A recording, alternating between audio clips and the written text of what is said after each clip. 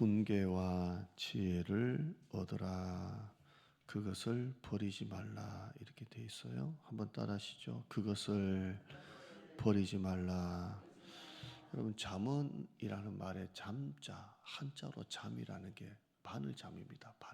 바늘이거든요. 그러니까 침을 말합니다. 바늘 잠자예요. 그러니까 잠언이 편한 말씀이 아니에요.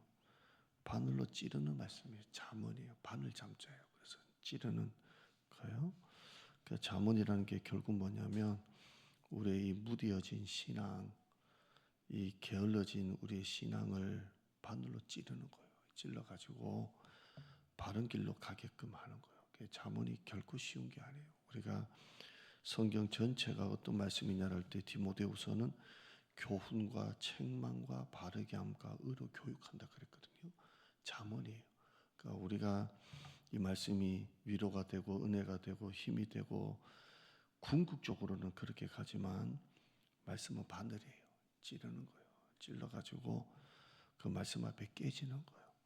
야곱이 야복 강가에서 한돛배가 탁 부러졌듯이 우리가 하나님의 모세를 부를 때 네 발에 신발을 벗으라고 했듯이 말씀 앞에 내 자아가 탁 깨지는 거예요. 이게 잠언이에요. 잠언이 바늘로 찌르는 거예요. 근데 이렇게 설교는 쉽지만 때로는 설교가 내 마음을 찌르는 설교일 때가 있어요. 이때 성도들이 잘못 생각하면 목사님이 나한테 상처 주는 말로 받아들일 때가 있어요. 근데 세상에 어떤 목사들이 뭐 어떤 마음으로 설교했든지 간에 성도들 상처 주려고 설교하는 목사는 단 하나도 없어요. 그냥 어떻게든 애가 달고 그냥 마음이 막 어떻게든 그 영혼을 막 속상하니까 때로는 설교 통해서 막 똑바로 믿으라고 교회 나오라고 하는 거지. 그걸 듣고 성도가 상처받게 하려고 하는 목사는 단 하나도 없겠죠. 물론 뭐 그런 이상한 분도 있겠지만 그냥 때로는 내가 설교 들을 때 바늘처럼 콱 찌를 때가 있어요. 이럴 때 상처로 들으면 안 돼요. 이것도 나의 무뎌지고 게을러진 내 마음을 찌르는구나. 이걸 약으로 생각하면 복이 되는 거예요. 마음을 이렇게 푹 돋아주는 위로의 말씀도 은혜로 받으시고요. 마음을 찌르는 책망의 말씀도 은혜로 받으세요. 그래야 복이 돼요. 그러니까 여러분이 내가 들을 때 은혜 되고 안 되고를 여러분이 결정하면 안 돼요.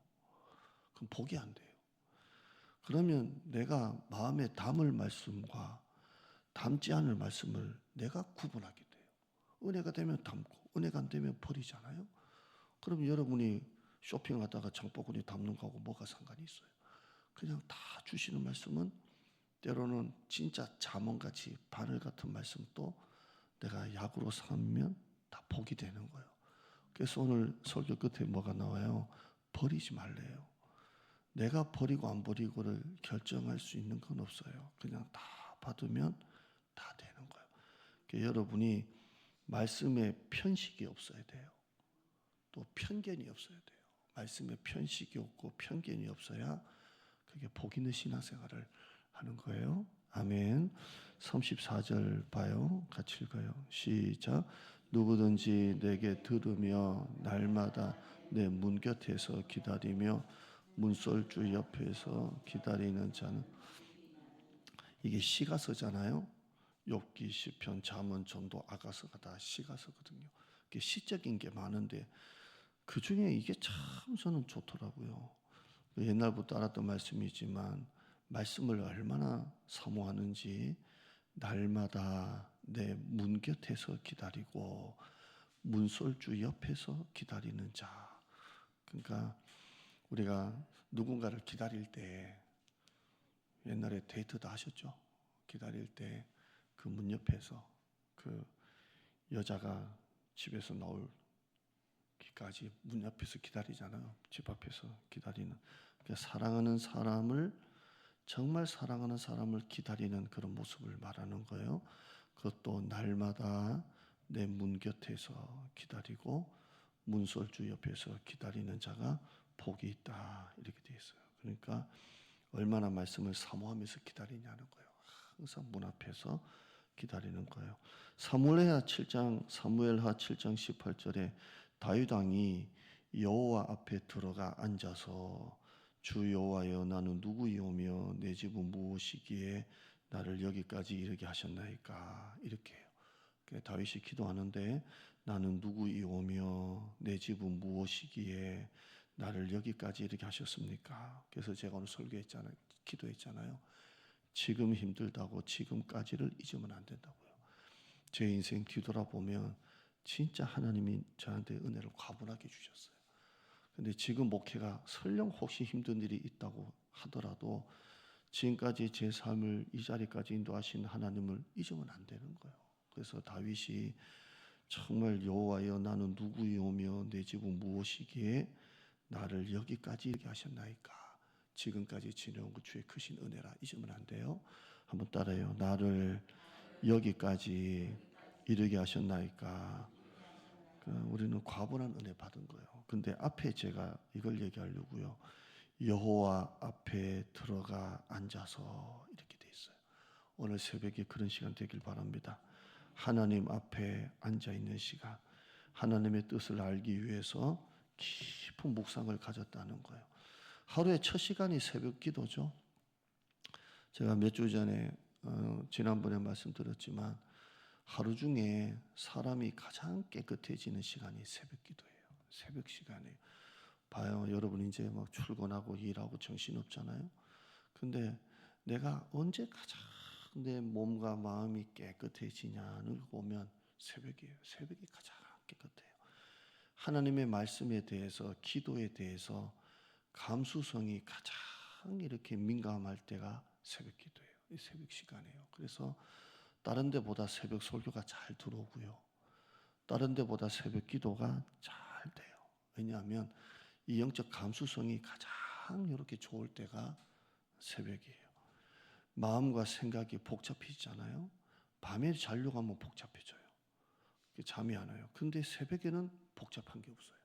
희한하게 그래요. 새벽은 내 영혼이 하나님께로만 딱 맞춰지는 시간이 새벽이에요. 밤에는 걱정이 되는데 이상하게 아침에는 걱정이 다 사라지는 시간이 새벽이에요. 그러니까 여러분은 평신도 오잖아요. 목사는 새벽 기도 놓쳐도 와서 또 기도하고 또 기도하는데 여러분은 새벽에 기도를 못하면 하루 종일 기도를 못하는 수가 있어요. 그러니까 여러분이 새벽 시간 영적 감수성이 가장 좋고 내 영혼이 가장 맑고 깨끗한 시간 이 새벽에 묵상하면 좋아요. 아멘. 아무리 바빠도 말씀을 묵상하는 것을 하루의 우선순위로 삼으세요. 뒤로 밀리면 아무것도 못해요.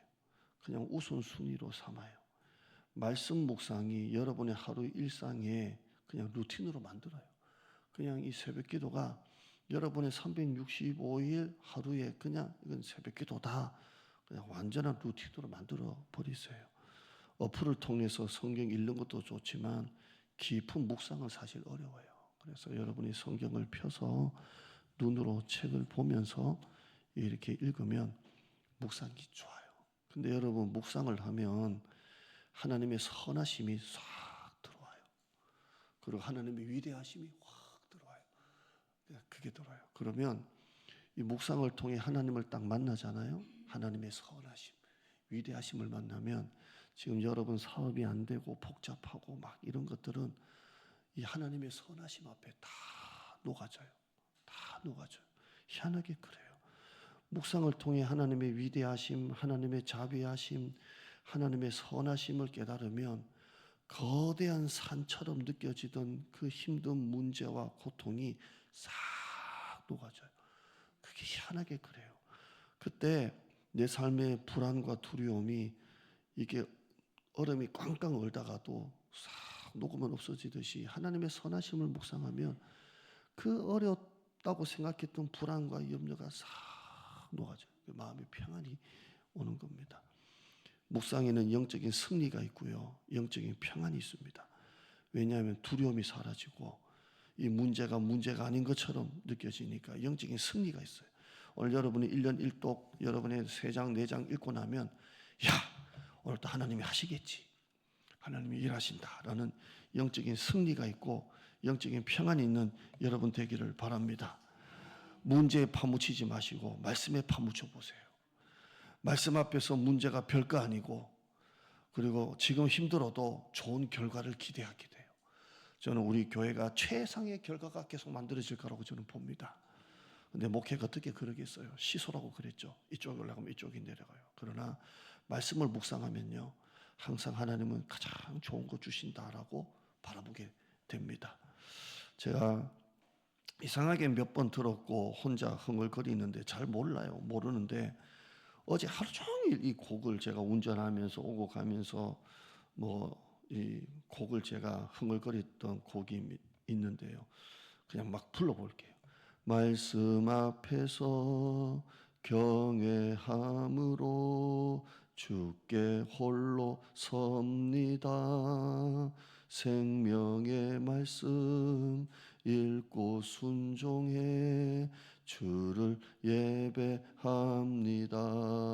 기록된 말씀 힘이 있어서 진리로 우릴 거룩해 하며, 거룩한 말씀 세세 영원히 복음이 되어 말씀하시네.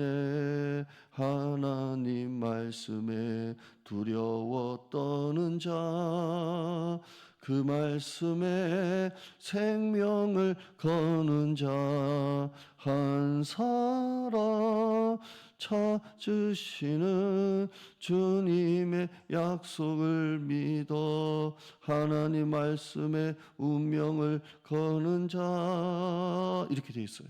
이게 하루 종일 돼요. 여러분, 오늘 이 자리가 여러분의 문설주 곁이 되길 바랍니다. 기도해요. 하나님 감사합니다. 자고 나서 또 주님 문설주 곁에 왔습니다. 새벽의 고요함 속에 문설주 곁에 조용히 주님을 기다리고 있습니다. 제 귀가 주님의 음성을 듣길 원합니다. 제 눈이 주님의 얼굴을 구합니다. 세상의 소리보다, 사람의 말보다 하늘의 지혜가 제게 임하기를 원합니다. 문틈 사이로 흘러나오는 주님의 뜻, 주님의 마음, 주님의 부르심을 한마디도 놓치지 않게 하시고, 말씀 한마디로도 죽었던 사람을 살리신 주님, 이 시간 말씀 한마디로 내 영혼을 살게 하시고, 그 말씀 한마디로 내 삶의 무게가 다 벗겨지게 하여 주시옵소서. 문설주 곁에서 기다리는 이 새벽 이 시간이 헛되지 않음을 믿습니다. 기다림 속에 내 안에 임재하시고, 침묵 속에 말씀하시고, 작은 이 자리에서 큰 복을 예비해 주시는 하나님, 오늘 또 하나님의 문곁을 떠나지 않게 하시고, 하나님, 내가 주님이 문 열어주시면 그 문 안으로 들어가게 하여 주시옵소서. 감사드리며 예수님의 이름으로 기도드리옵나이다. 아멘.